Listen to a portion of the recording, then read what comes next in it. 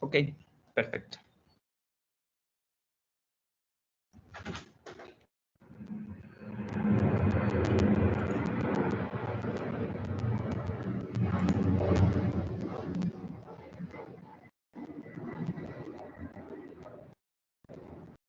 Muy bien, entonces este es el formato oficial para que ustedes presenten su análisis, el informe. El análisis es todo el trabajo que van a hacer y el informe va en este documento.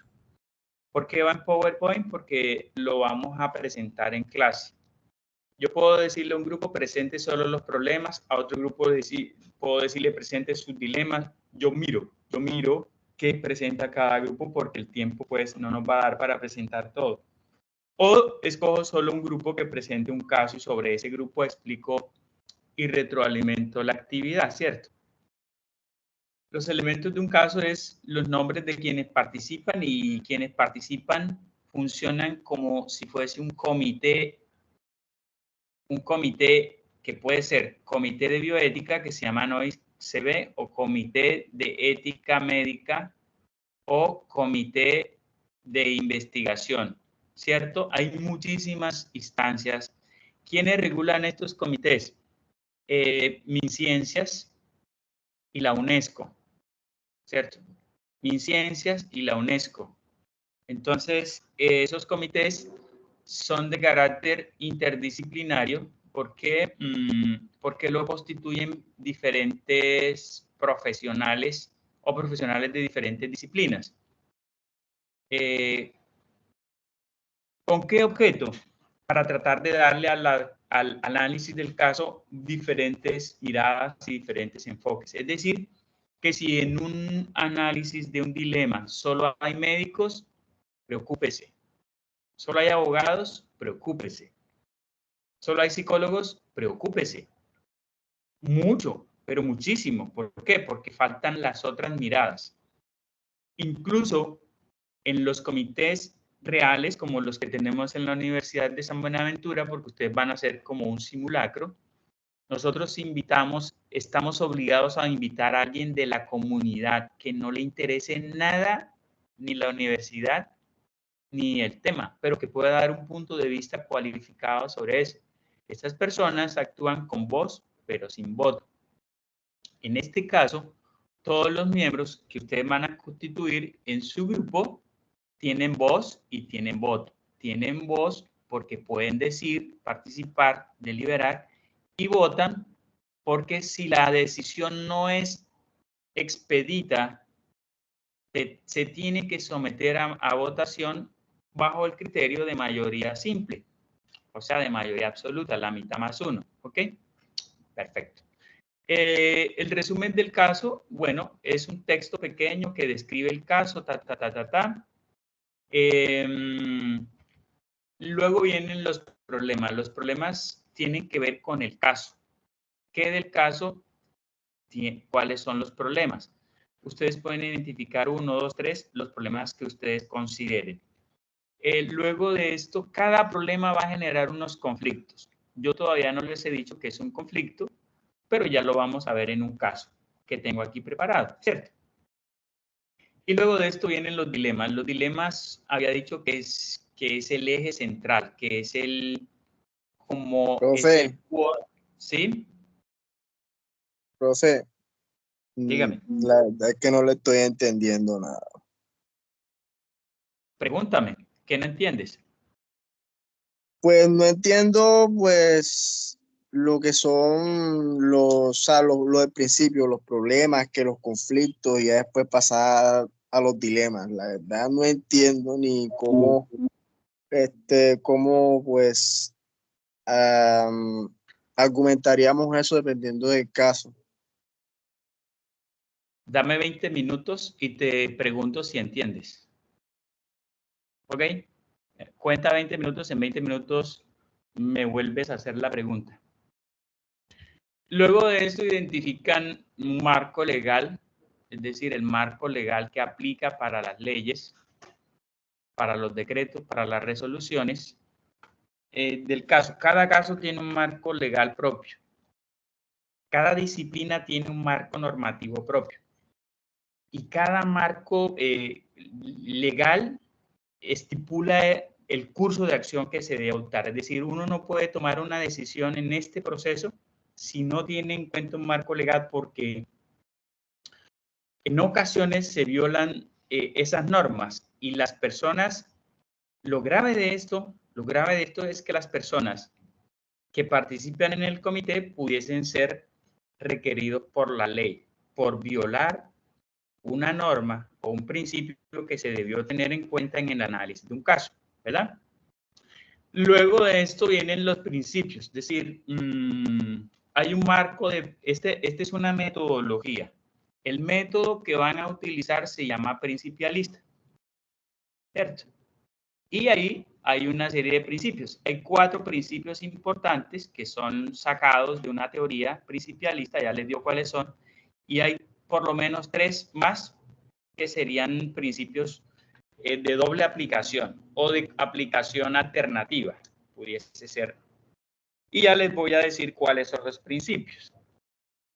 Luego de eso, cuando ya han hecho toda esa discusión, el grupo tendrá que proponer unos cursos de acción. Cursos de acción son varios. En la medida en que propongan más, tienen un margen, digamos, de discusión. La discusión del caso se da sobre los cursos de acción. ¿Por qué los cursos de acción? Es lo que responde la pregunta, ¿qué hago? ¿Qué debo hacer? Pues 1, 2, tengo varias opciones. Y los dilemas están realmente planteados sobre la posibilidad de los cursos de acción. Luego, sobre esos cursos de acción, hay unos argumentos a favor y unos argumentos en contra, porque hay personas que no necesariamente tendrían que consentir. Si los argumentos de los otros compañeros no los convencen, ellos tienen que exponer sus puntos de vista en contra y dicen, yo no estoy de acuerdo por tal cosa, y ahí lo dicen, pero que sean razones fundamentadas, que haya argumentos. Es decir, no puede haber un ejercicio en el que el estudiante diga, no estoy de acuerdo, y no ponga a consideración de sus compañeros las razones. Entonces tienen que venir las razones de por qué no está de acuerdo y que esas razones estén fundamentadas en otro principio, en un razonamiento, en un autor, en un principio legal, en una ley, en un decreto, ¿ok? Y luego de esto viene una teoría que se llama el doble efecto. Cada vez que decidamos algo, eso tiene varios efectos. Tiene un efecto bueno y un efecto malo inesperado. Y ese efecto malo o adverso, que se llama efecto adverso inesperado, hay que preverlo. Yo les voy a explicar ahorita cómo. Y luego de eso, cada decisión que tomamos genera como una escalada de situaciones en pendiente. Es decir, si yo decido hacer esto, va a ocurrir esto y esto y esto. Si no decido hacer esto, va a ocurrir esto, esto, esto y esto y esto. Por ejemplo, yo tengo una obligación financiera y digo, decido pagar, bueno, me ahorro que me hagan un cobro jurídico o que me declaren en mora. Si no pago, lo que va a pasar es me declaran en mora, me generan un data crédito, me asignan un cobro jurídico. Eso se llaman pendientes resbaladizas. O sea, un hecho que de no hacerse o hacerse desencadena una serie de situaciones imprevistas, ¿ok? Y luego ya el concepto final. El concepto final es lo que ustedes el concepto final es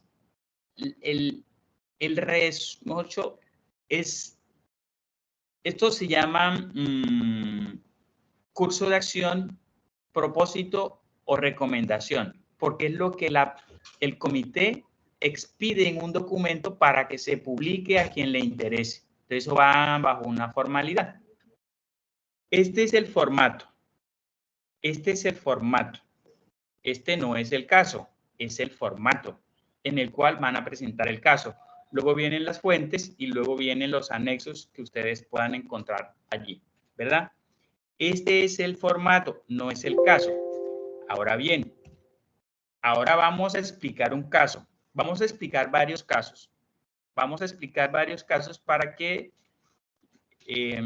entonces sí, veamos si se entendió o no se entendió. Empecé por el formato. Ahora vamos a empezar a mostrar qué es un dilema y qué es un conflicto. ¿Qué es un dilema y qué es un conflicto? Entonces, aquí traigo un ejemplo clásico de un casito de lo más resumido que hay. ¿Me confirman si se puede, si se está viendo, para que alguien me haga el favor y lo lea?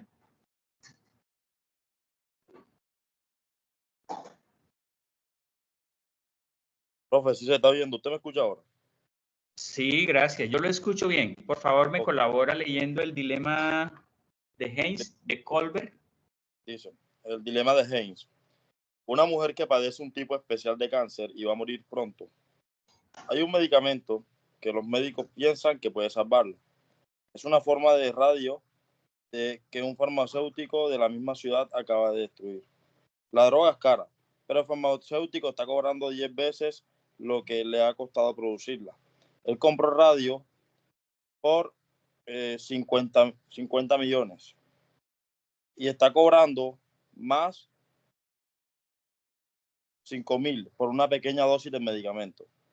El marido de la enferma, el señor Heinz, recurre a todo el mundo que conoce para pedir prestado el dinero, pero solo puede reunir 2.500, la mitad de lo que cuesta. Le dice al farmacéutico que su esposa está muriendo y le pide que venda el medicamento más barato o le deje pagar más tarde. El farmacéutico dice que no.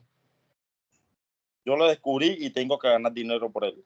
Heinz está desesperado y piensa atacar el establecimiento y robar la medicina para su mujer. Excelente. Lo hizo muy bien. Me devuelvo al formato. Si ese fuera el caso, que vamos a analizar aquí hoy, esta tarde como grupo, ¿qué tendríamos que hacer de primero? Resumir el caso, ¿cierto? Entonces, yo diría, el caso que vamos a analizar se trata de un paciente, de una persona mayor de edad en un domicilio que no se indica el domicilio y describo qué es lo que está pasando, ¿cierto? Ahí lo describo. Y luego de eso, identifico un problema. Me doy a la tarea con mi grupo y le digo, bueno, compañeros, ¿cuál es el principal problema del caso?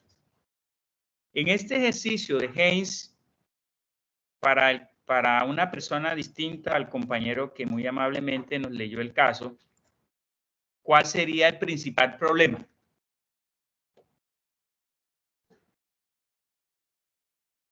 Que no tiene el dinero para comprar la medicina. Que no tiene el dinero.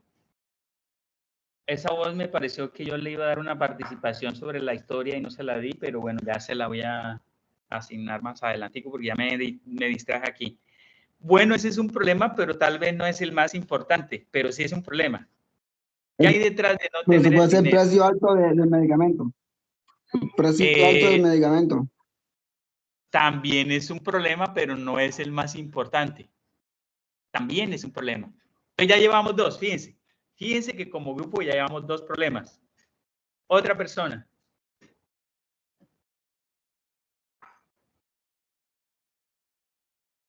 ¿Qué pasa con Heinz? Profe, la enfermedad de la enfermedad, mujer. no. Y la enfermedad, mujer sí. está... Entonces, ¿qué problema hay ahí? El cáncer, enfermedad. Sí. Correcto.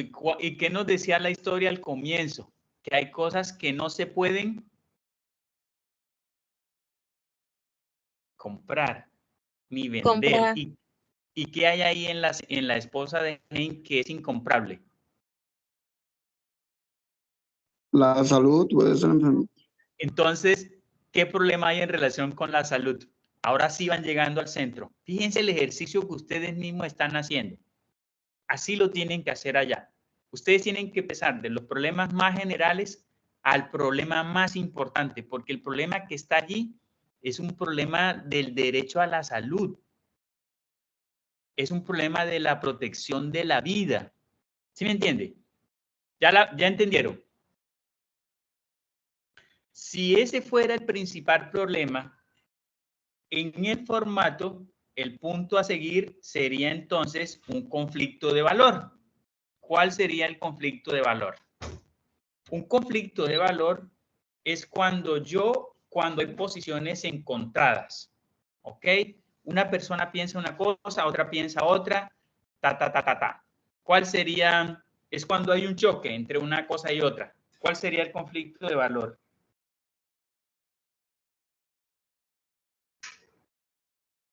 Aquí en este caso.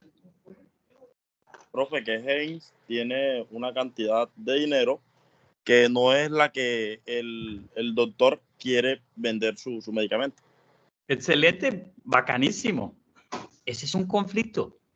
Ese es un conflicto, pero yo les voy a enseñar ahorita, más adelantico, cómo plantearlo, para que no lo diga así en el ejercicio, sino para que lo diga de manera técnica, ¿vio? Pero vamos a quedarnos con ese conflicto. Y luego el formato me dice, bueno, ya planteamos los conflictos, así como el compañero planteó uno, podemos los demás plantear 2, 3, 4, los que consideren. Y después de eso dice, planteen los dilemas. Ahora bien, me devuelvo al caso de Heinz. ¿Cuál es el dilema de Heinz?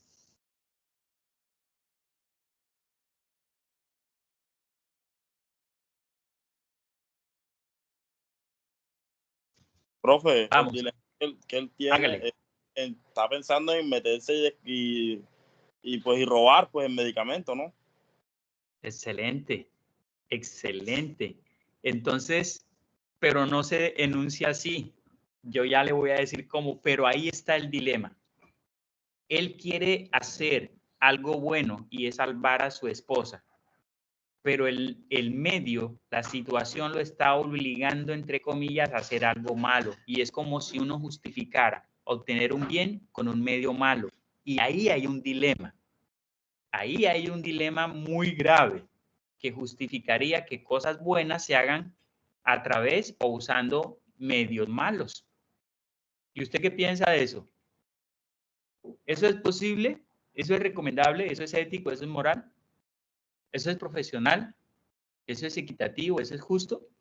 Por eso les decía que el dilema es la estructura del caso, porque ahí es donde ustedes van a parar. Cuando ustedes se den cuenta del dilema, y si ustedes como grupo plantean un buen dilema, les aseguro que les queda el caso, mejor dicho, muy bien hecho. Aquellos grupos cuya nota no es buena es porque no tienen un buen dilema planteado. ¿Sí me entiende? Ahora bien, después de, ya de ahí para adelante, todo lo demás es carpintería. Todo es carpintería porque ¿qué sigue?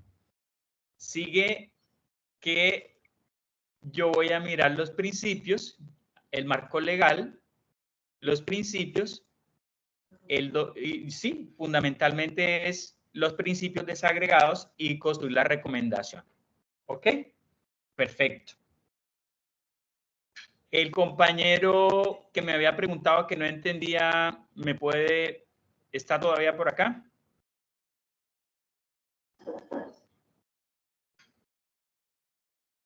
En este momento, ¿cómo está el nivel de comprensión de mi compañero? Hasta el punto de los dilemas. El estudiante. Ok, perfecto. El estudiante de pronto se salió de clase o bueno, algo le pasó.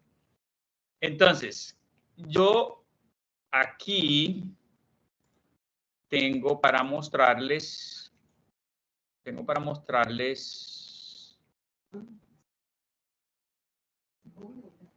otro caso que este caso está en el aula virtual. Este es el caso de ejemplo. Ahora sí vamos a trabajar un caso más complejo, más largo. ¿Me confirman si se está compartiendo?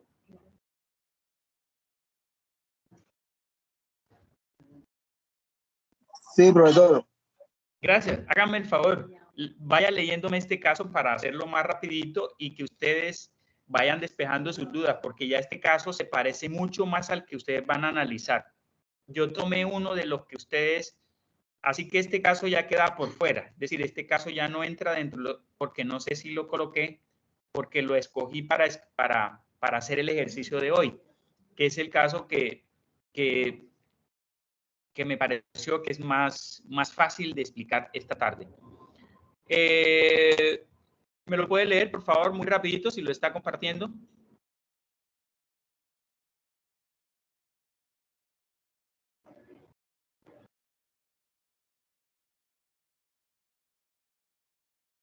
Bueno, otra persona que pueda leerme este caso, por favor.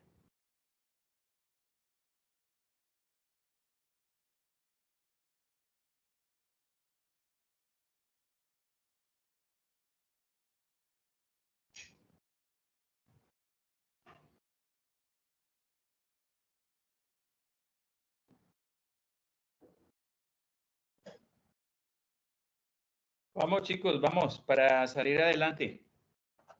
¿Sí se está compartiendo? Claro que sí. Entonces, vamos a leer.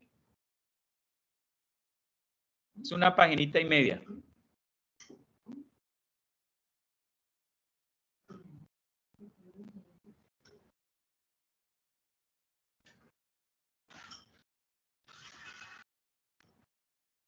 Profe, si quiere yo puedo leer. Claro que sí, yo sí quiero. Por favor, hágale.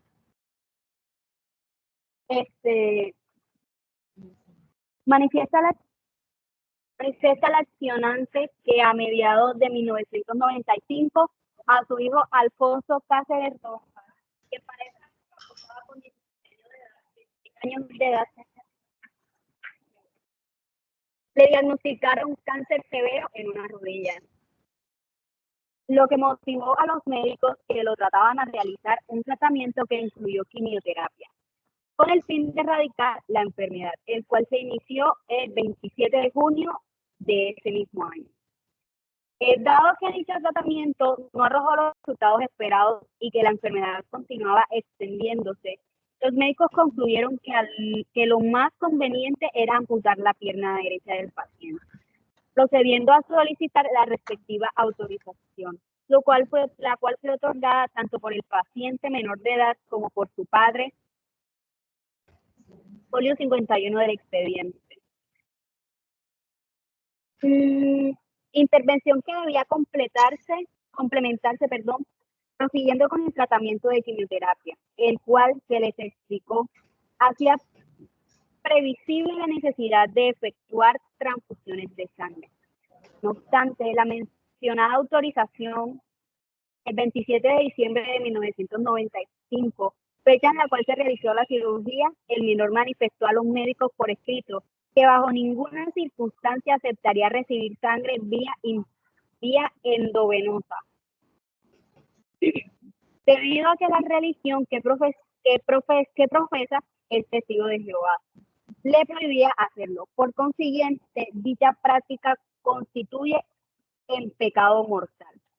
Consignó su advertencia en un escrito firmado por él y 2 testigos. En dicho escrito, denominado Directriz de Exonerancia Médica por Anticipado, además de expresar que bajo ninguna circunstancia aceptaría recibir transfusiones de sangre, especifica de manera detallada los tratamientos alternativos que como sustitutos estaría dispuesto a recibir. El documento, como se dijo, fue suscrito por el paciente y por los señores Luis Camacho y otro cuyo nombre es ilegible, contra quienes el actor interpuso la acción de tutela. En criterio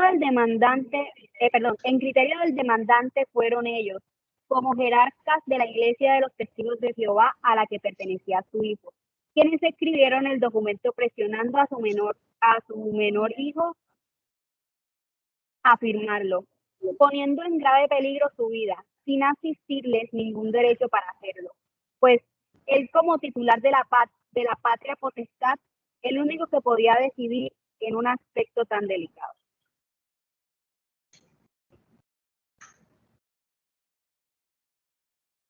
Gracias, ahí sigue. Okay. Una vez se le amputó la pierna al menor,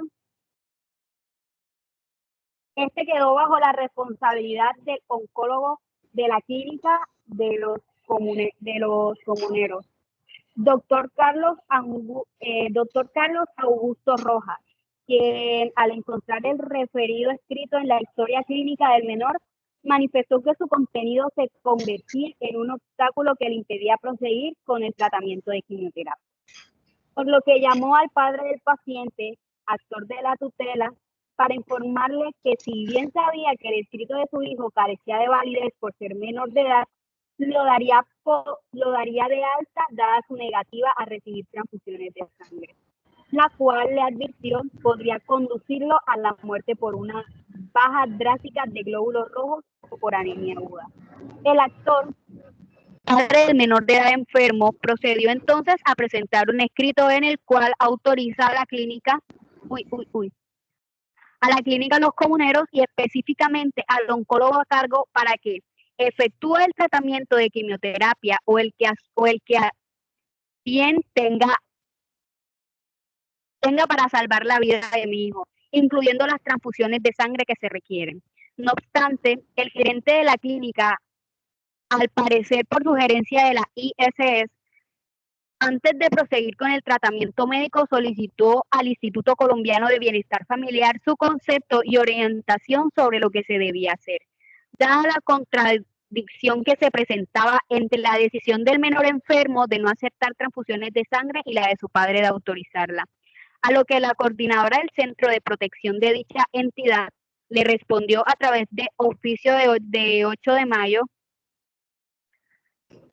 de 1996 que si el menor se encuentra aún bajo la potestad parental, es decir, no emancipado, corresponde a sus progenitores o a la falta de uno el otro, ejercer esa potestad, la cual implica el poder de presentar a sus hijos menores en todos los aspectos jurídicos y cotidianos que a ellos convengan. La autorización la presentó el padre del menor, actor de la tutela, manifestando que no obstante que se había separado de su esposa en 1985, la patria potestad sobre el menor la tenía él, y que así había quedado consignado en el acta de conciliación firmada en abril de ese mismo año.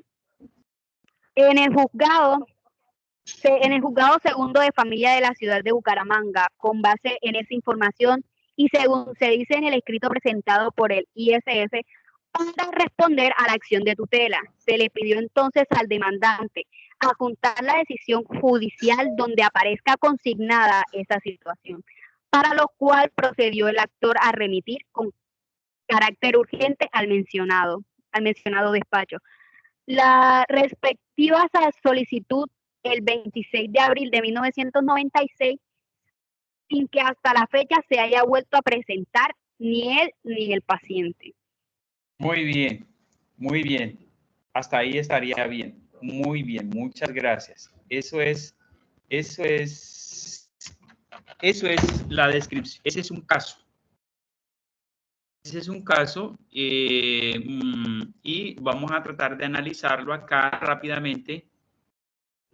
¿Cómo lo analizaríamos? Es decir, ¿cómo analizaríamos ese caso si fuese yo parte de un grupo? Y entonces yo convocaría a mis compañeros, le pongo el título al caso que el profesor sugirió que escogiéramos y luego le hago una descripción de los hechos, ¿cierto? Entonces aquí yo empiezo a hacer la presentación.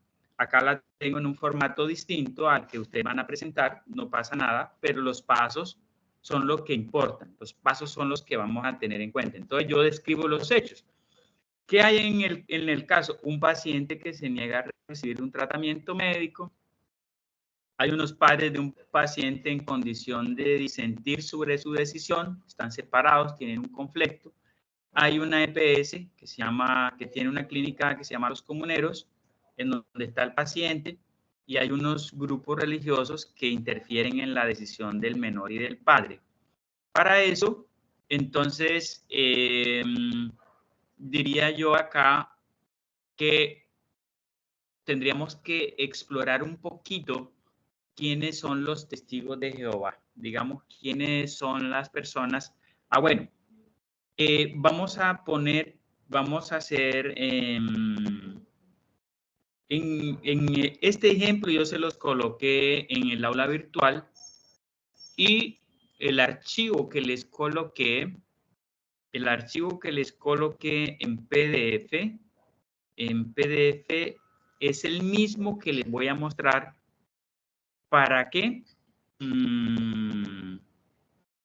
Es el mismo que les voy a mostrar. ¿Para qué? Para que haya mayor coherencia entre lo que les voy a mostrar. Entonces voy a ir al aula virtual y voy a descargar el archivo que dice ejemplo de análisis de caso. Y ese ejemplo es el que les voy a mostrar con los últimos ajustes. Pues el ejemplo es este. Me pregunto si se está abriendo, si se comparte un PDF en este momento, que es el mismo que estaba presentando.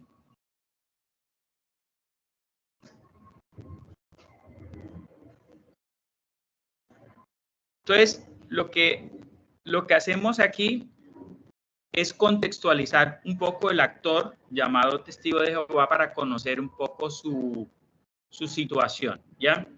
Este archivo que está allí, vamos a ver si es el último.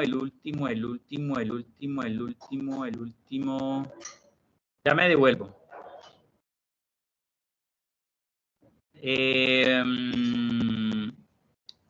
Ok. A este archivo le hice un cambio esta tarde y voy a devolverme a buscar la versión más reciente de este archivo porque es la que les voy a mostrar. Entonces, excúsenme un segundo. Vamos a buscar el archivo aquí rápidamente. Vamos a buscar el archivo.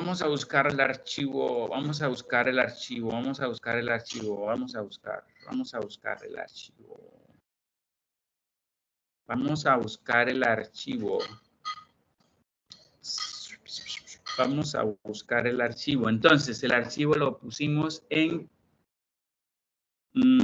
bioética, bioethics, recursos, casos.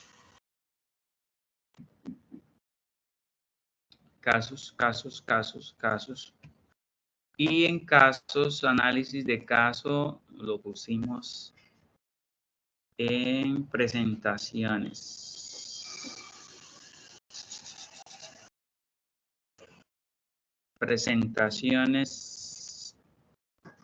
Ya vamos, como dice la canción, ya vamos llegando.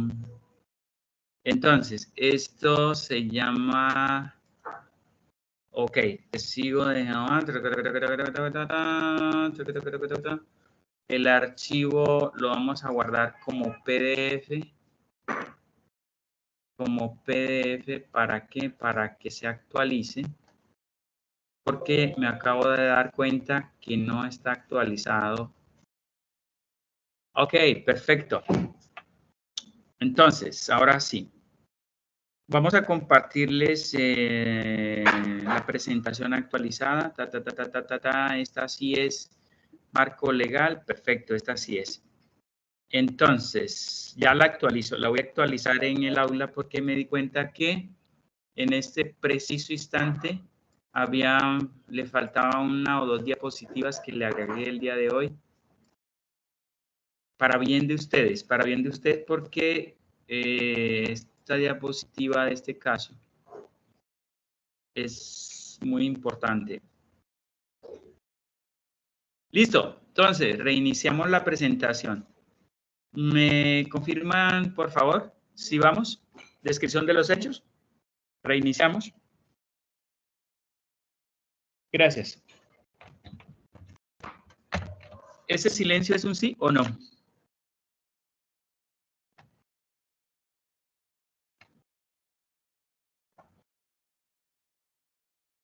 Compañeros jóvenes, se está compartiendo la presentación. Gracias. Bueno, los cambios que hice es que en la descripción de los hechos, los actores involucrados, en la presentación anterior había una pregunta y era ¿quiénes son los testigos de Jehová? Pero lo cambié, como se pueden dar cuenta, por un subtítulo que dice identificación de problemas. Y yo empiezo a hablar ahí cuáles son problemas en relación con los testigos de Jehová, que ellos hablan del juicio de Dios, que le dan un valor a la sangre, que la sangre tiene un significado, que la sangre es un pecado grave, ¿cierto? Que los jóvenes pueden decidir no transfundarse como una opción de fe, que ellos luchan en contra de la impureza y por eso la sangre está como contemplada en estos protocolos de una manera totalmente distinta en las que ellos han considerado desde sus principios rectores que así debe ser y eso en la Constitución, de acuerdo con la libertad de culto, se debe respetar, ¿cierto? Entonces, ahí está como un marco problemático, pero no son los problemas, porque los problemas vienen a continuación. Entonces, yo me sitúo en el relato que nos leyó muy amablemente. ¿Quién fue la que nos leyó el relato del caso? Pier Paola. Pierre, gracias. Pierre nos habló de todo lo que pasaba que allá. Entonces, yo voy a plantear un problema. El principal problema es la probabilidad latente inminente de vulnerar los derechos a un paciente que intenta, por sus medios legales y religiosos, objetar conciencia. Eso es un problema. Luego de que yo puedo identificar más problemas, pero ese me sirve. Ese es un problema entre otros. No es el único, pero ese es uno. Entonces ya, de acuerdo con el formato, describí el problema, perdón, describí el caso, describí un marco problemático e identifiqué un problema. ¿Qué sigue a continuación? ¿Qué debo hacer a continuación? ¿Identificar qué? ¿Recuerdan? Conflictos de valor. Ah, bueno, acá tengo otros problemas. También como problema está la urgencia de aplicar un procedimiento médico a un paciente con un diagnóstico de cáncer que requiere quimioterapia y que si no se le aplica, él va a morir. Otro problema, la probabilidad de que se le violen los derechos a este muchacho. Él tiene el derecho a profesar su fe, él tiene derecho a manifestar sus creencias. Está de por medio de la patria potestad, está de por medio si él es emancipado, si es menor adulto, cuáles son los derechos del menor, si qué derechos prevalecen, si los del menor, si los de la EPS, si los del papá, si los de la mamá, si los de los testigos de Jehová. Hay una serie de problemáticas que ustedes tienen ahí que explorar, ¿verdad? Y luego vienen los conflictos. Entonces, como un compañero hace un rato identificó a partir de Haynes un conflicto y yo le dije que hay una forma más técnica de hacerlo, esta es la forma que yo quiero que aparezca en el planteamiento de sus casos. Por ejemplo, ¿qué hay ahí de choques? La salud está chocando con el respeto del culto del niño o del menor adulto. Eso está en choque. ¿Qué está chocando?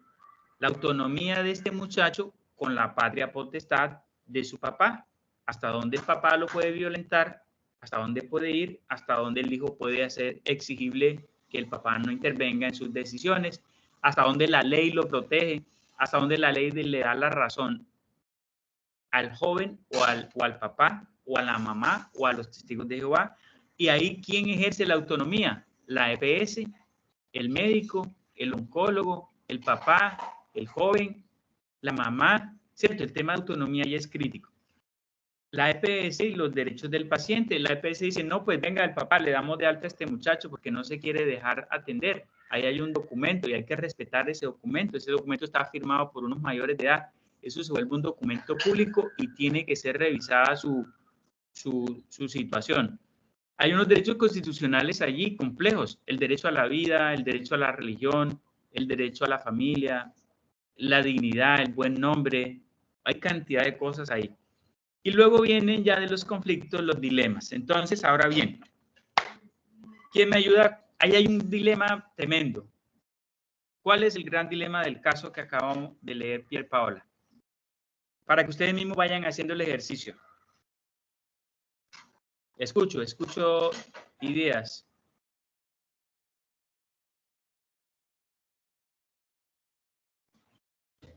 Ensayen, empiecen a ensayar para que les vaya bien el ejercicio.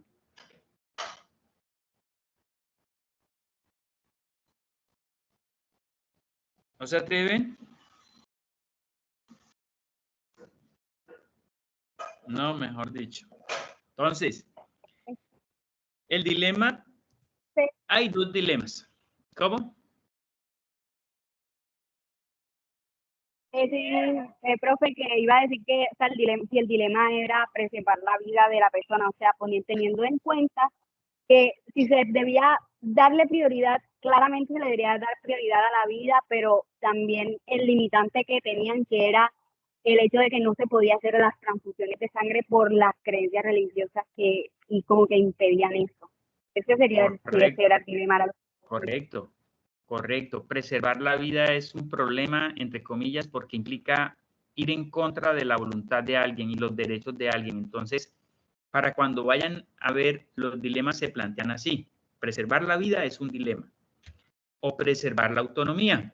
Y ahí se forman los cursos de opción. Ahí tendríamos que votar. ¿Quiénes votan por preservar la vida y por qué? Expongan sus razones. ¿Quiénes votan por preservar la autonomía? Él ya tiene 16 años, saque la cuenta. Ya él tiene 10, no, ya está en 10, yo creo que ya le está cercano a los 17 años. ¿Qué derecho le otorga la ley a una persona con 17 años? ¿Puede objetar conciencia? ¿La ley le reconoce la posibilidad de respetar su criterio? ¿Debe el padre intervenir, no obstante que lo que le falta por cumplir de mayoría de edad es muy poco? Él es psicológicamente maduro. El problema que tiene afecta su capacidad de decisión, su autonomía. El que esté enfermo y que le hayan cortado una pierna significa para un joven de esto que lo hayan victimizado. Que vayan en contra de su voluntad no es revictimizarlo. Que lo hagan escindirse de su religión, porque si él se transfunda, ¿qué va a pasar con su credo? ¿Qué va a pasar con su religión? ¿Lo van a echar del colegio? Bueno, no sé cómo es la cosa, pero ¿qué va a pasar con él? Entonces ahí es donde ustedes tienen que buscar razones de tipo jurídico, científico, médico, psicológico, para poder esgrimir cómo van a superar el dilema. Y cuando nos enfrentamos a un dilema, entonces, ¿qué sigue? Decidir unos cursos de acción bajo una premisa. ¿Qué hacemos? ¿Qué hacemos para preservar la vida? ¿Qué hacemos para preservar la autonomía? Y ahí vienen los principios.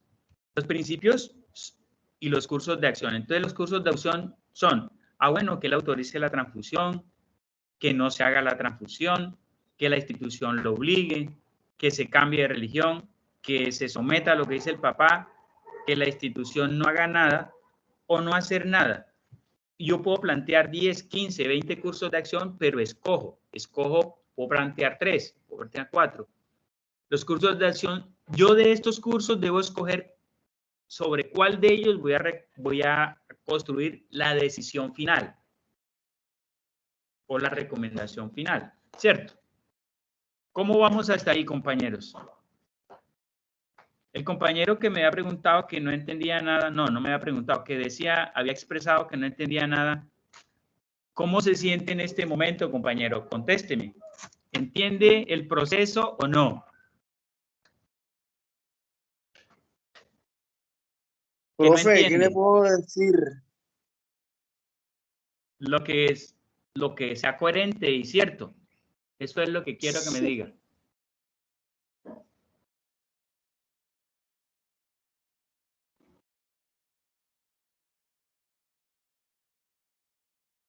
Ok, entonces seguimos.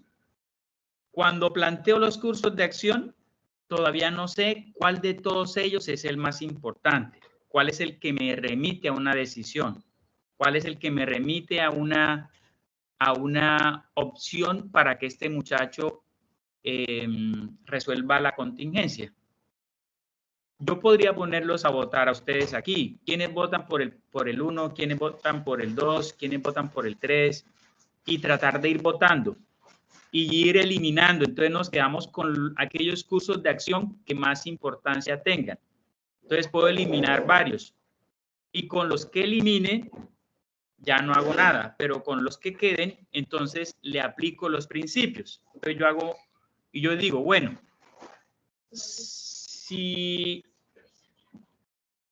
por ejemplo, preguntémosle a alguien acá, Ángelis, ¿tú estás por aquí en clase todavía?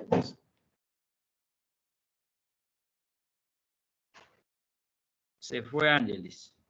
De Jesús, mi monitora se fue porque no me contestó.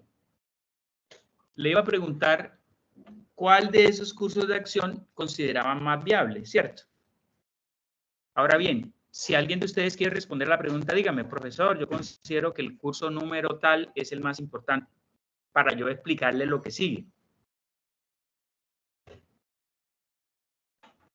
Aquí ustedes tienen que ir ya tomando postura, fundamentando los cursos, porque de aquí se va a tomar la decisión final. Estos cursos son los que van a justificar el marco legal y los principios y todo lo demás. Así que, por favor, de todos estos 7 elementos, ¿cuál sería el más importante o el más recomendable? Yo diría que el 1. El 1. Ahí. El 1 es decir que el niño autorice la transfusión para salvar su vida. Perfecto. Pero ¿qué tiene que hacer el niño? Porque él lo que está haciendo es al revés. ¿Qué tenemos que hacer para lograr que él la autorice? Convencerlo. Entonces, exactamente. Y ver si en ese proceso de convencerlo no violamos sus derechos. Así que lo que tenemos que hacer es meter ese curso en unos principios. ¿Cuáles son los principios? El primero es el bien mayor y el segundo es el mal menor. Si él autoriza vamos a ponerle aquí, si él autoriza su transfusión, como dice el compañero Kevin, si el primer curso es este, el bien mayor es que se salve y el mal menor es que se produzca un pecado desde la perspectiva religiosa. Desde la perspectiva social y médica, salvar la vida es importante, pero desde la perspectiva religiosa, el tema del pecado también es importante. Entonces tenemos que meter esto en una balanza y saber para dónde se inclina esta balanza con base en unos argumentos y en unas condiciones.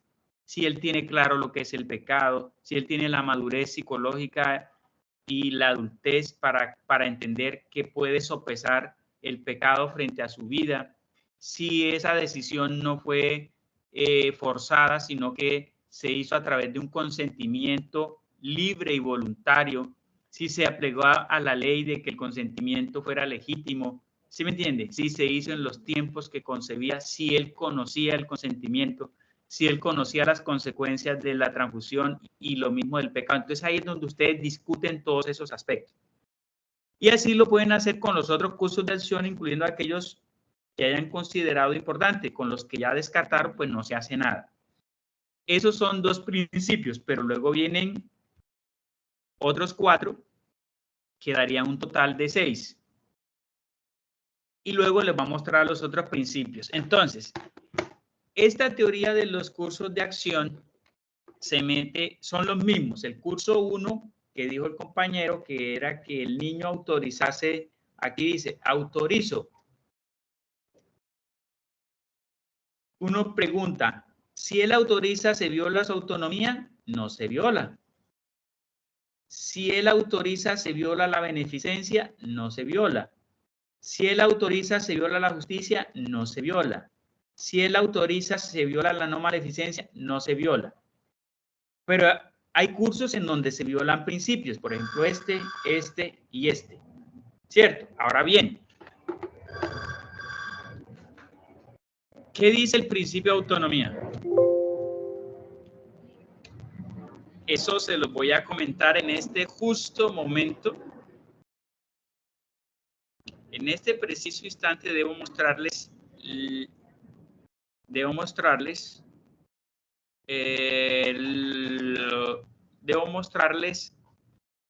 una presentación diferente donde están los principios, porque ustedes tienen que entender, aquí están los principios. Entonces, los principios. Ahí está. Se está compartiendo una diapositiva azul, de fondo azul, con letras como amarillas. Sí, profe. Sí.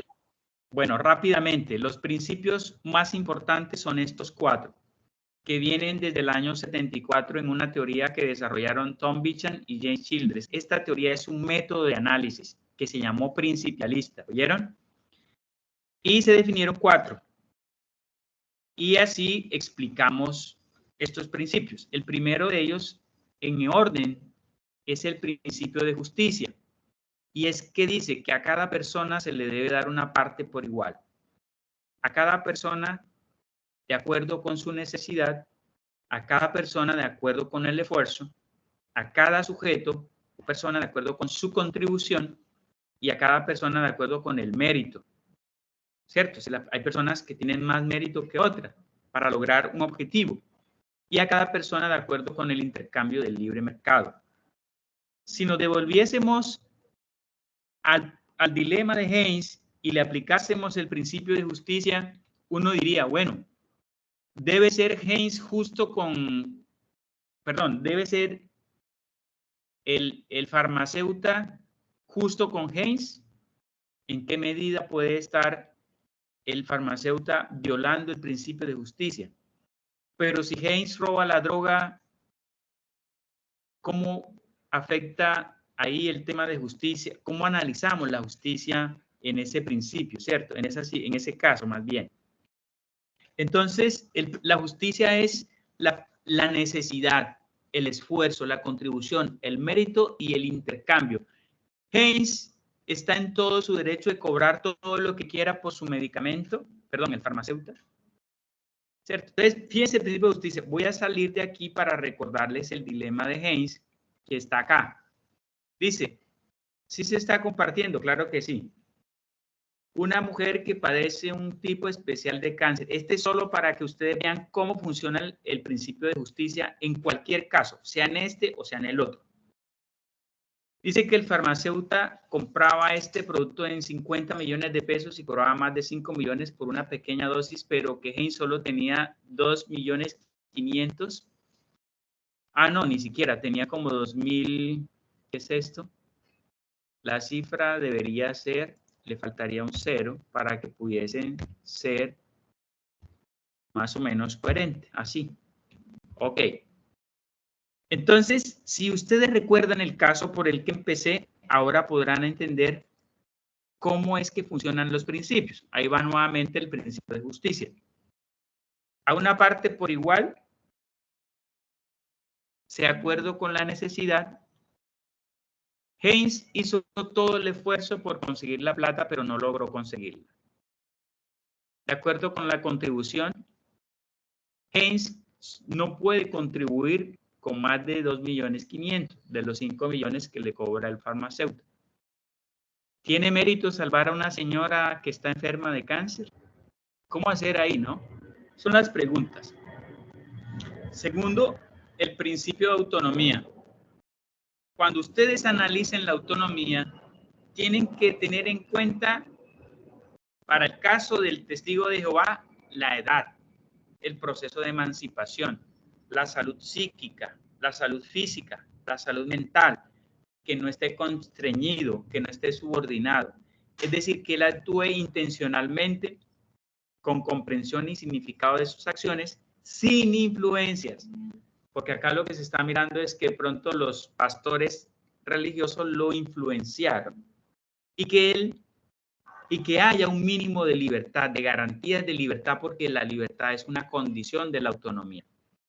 Seguimos más rápido. La no maleficencia es un principio antiguo, está tomado de Hipócrates. Primum non nocere traduce del latín, ante todo no hacer daño. Ante todo no hacer daño. Entonces, primum non nocere es no hagas daño intencional, no dañar a otro, no dañar a los otros. Y para no dañar a los otros debemos extremar el beneficio que buscamos hacerles y estamos obligados a no hacer daño intencionalmente, porque si no la ley nos requiere. Y el último principio de estos 4 es el principio de beneficencia, que dice que nosotros debemos buscar el bien y no el mal, y que los medios para buscar el bien sean buenos, y no como en el caso de Haynes. Haynes podría utilizar medios malos para obtener un bien, que sería, por ejemplo, robar, ¿cierto? Y luego viene una teoría, bueno, esto no es importante, esto sí es importante, pero no sé si lo logren entender, y es que hay principios de fuero externo y hay principios de fuero interno. Los principios de fuero interno refieren a la autonomía y a la beneficencia, y no me obligan, es decir, no hay leyes positivas que me obliguen ni a ser bueno ni a tomar mis decisiones. Eso significa que el joven testigo de Jehová podría decir, no, yo no tomo mi decisión, la voy a delegar en fulano y fulano me representa, punto. Si eso es legal y eso vale. Pero los principios de fuero externo son problemáticos en la medida en que sí tienen leyes que lo obligan a uno a privilegiar, a hacer o no hacer algo. Esa es la diferencia. Luego de esto vienen otros principios que les quiero contar aquí. Bueno, el del bien mayor, el doble efecto, el principio de totalidad, el principio terapéutico, las pendientes resbaladizas. Esta presentación la voy a poner en el aula virtual, porque aquí está la explicación de los principios, qué es el bien mayor y qué es el mal menor. El mal menor y el bien mayor es que usted evalúa el daño o el mal que resulta de la misma búsqueda del bien, pero prima siempre la búsqueda del bien. Usted tiene que preguntarse qué es lo bueno, qué es el bien, a quién hacerle bien y muchas cosas. Y hay muchos pacientes que han, los casos, bueno, ya se los estoy mostrando. El ejemplo del oncólogo, yo le voy a hacer una quimio para sanarlo, pero usted no quiere. ¿Cuál es el bien mayor? ¿Cuál es el mal menor? ¿Cierto? No es que yo soy religioso, entonces para mí salvar mi alma es más importante que salvar mi cuerpo. Ah, bueno, pues esa es una cosa diferente, ¿cierto? Ahí están las controversias sobre el bien mayor. Hay muchos ejemplos. El doble efecto es cuando hay un acto en donde uno tiene que preguntarse si ese acto me hace culpable o me hace inocente. Si el papá lo obliga, ¿es culpable o es inocente? Si los testigos de Jehová lo obligan, ¿son culpables o inocentes? Si los médicos lo obligan, ¿son culpables o es inocente? Entonces dice la teoría que el doble efecto puede ser directo o indirecto, pasivo o activo. Y aquí lo que tratamos de buscar es que el efecto bueno no proceda de uno malo. Esa es la teoría general.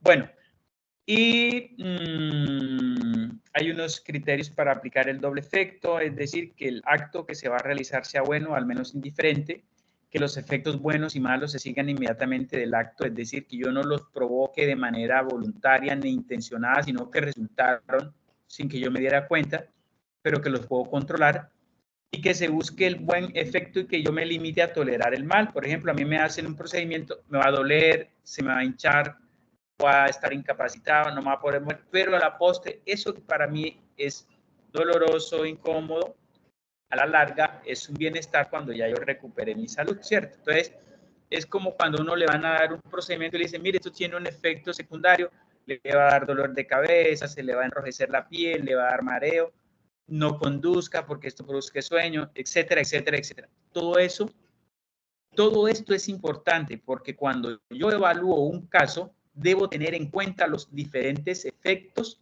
de la situación en la que yo me estoy moviendo para discutir, ¿verdad?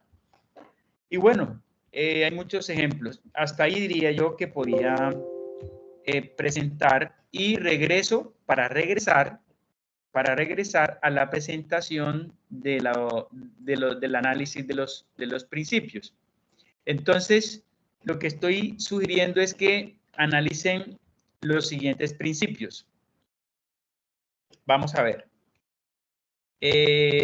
Nos devolvimos un poquito, los dilemas, los cursos de acción, planteé los cursos de acción, luego vienen los dos principios más importantes, que es el bien mayor, el mal menor, y luego vienen los principios complementarios, que es la autonomía, la beneficencia, la justicia y la no maleficencia. Y entonces yo aquí lo que les recomiendo hacer es que ustedes escojan los cursos donde no se violan principios, que serían este, y los demás los descarten. ¿Por qué? Porque si se violan principios, la ley los va a llamar. Pero tienen que ser juiciosos identificando si se viola o no se violan los principios. Entonces ya ustedes eliminan estos y lo más seguro es que la recomendación que ustedes van a hacer va a construirse sobre la base de dos cursos de acción en donde no se violan principios, que son el curso de acción 1 y el curso de acción 4. Y luego de eso, ustedes exponen los argumentos a favor y en contra del curso de acción 1 y del curso de acción 4, que fueron los que quedaron clasificados. Entonces dice, Pier Paola está a favor, Mario está a favor, Jesús está a favor, pero Valentina está en contra, María Fernanda está en contra, Luisa está en contra, y pone sus argumentos ahí, ¿vale?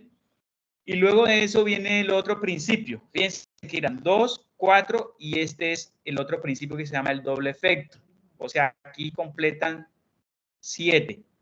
El doble efecto es, como les decía, aquella cosa que resulta como comillas, mal cuando yo voy a hacer un bien. Por ejemplo, en el caso del paciente, si yo lo obligo en el curso 1, que el curso 1 era, vamos a leerlo, el que escogió el compañero, que él autorice su transfusión, el doble efecto de ese curso es precisamente que él tenga un dilema vital y se confunda en realidad con sus creencias, ¿cierto?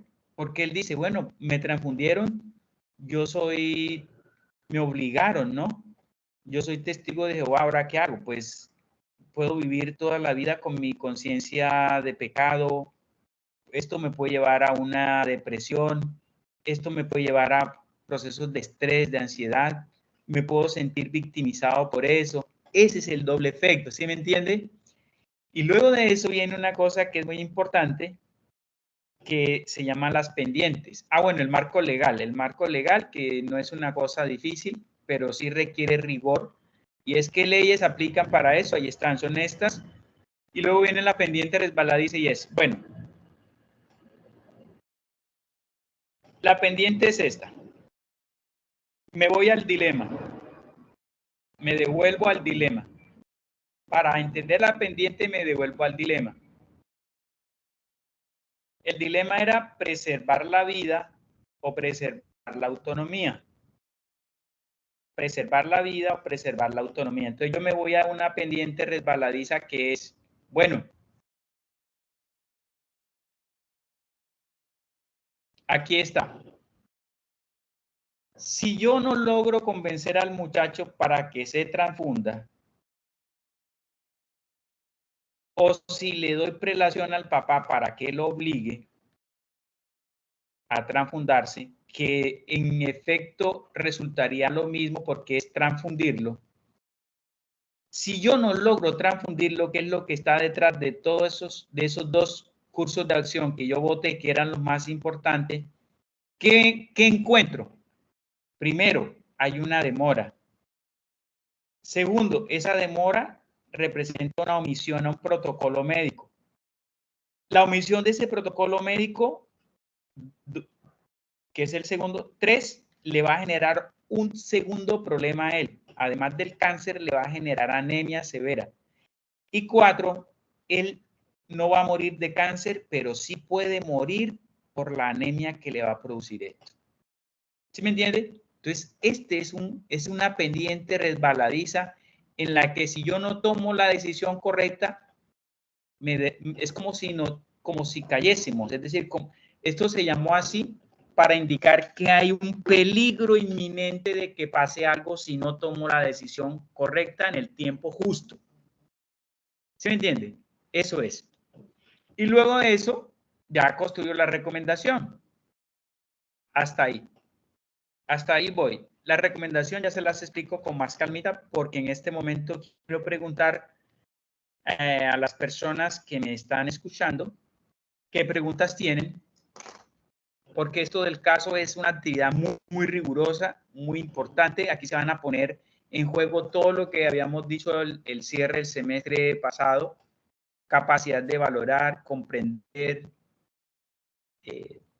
asignar valor, discutir, disentir, deliberar y todas esas acciones que veíamos en los artículos sobre la formación ética en los estudiantes, las falencias que habían, ¿cierto?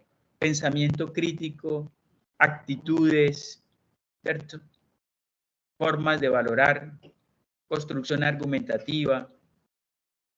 Preguntas, bueno, no hay. Entonces, lo último es la recomendación. Entonces, como esta presentación está ya en el aula virtual, solo que la voy a actualizar con este documento. Querría decir que es la misma, lo que cambiaron fueron dos diapositivas que agregué. La recomendación es esto. Por ejemplo, la recomendación está aquí debajo y dice, en sesión de trabajo del comité moderado por Pierpaola, teniendo en cuenta la solicitud o el caso que se presentó, se deliberó con base en la normativa nacional, bajo la modalidad de un comité de bioética y con sustento en los principios de autonomía, y al amparo de la ley cuarta, no sé qué, y habiendo discutido profundamente las implicaciones de los hechos que fueron referidos en el caso, se recomienda 1, tal cosa, 2, tal cosa, 3, tal cosa y 4, tal cosa. Eso es muy importante. Así viene, con brevedad y discreción. Y ya, las conclusiones. Entonces ahí me ponen que concluyeron del ejercicio y las fuentes bibliográficas. Eso es todo. Maravilloso. Este ejercicio les va a demandar mucha capacidad de discusión, de diálogo y de indagación. Entonces, yo voy a salir aquí de la presentación para escuchar, detener la grabación para que no se haga muy larga y para escuchar algunos comentarios. Con eso terminamos. Aquí dice la grabación se ha iniciado, entonces ahora puedo decir detener la grabación. Detener.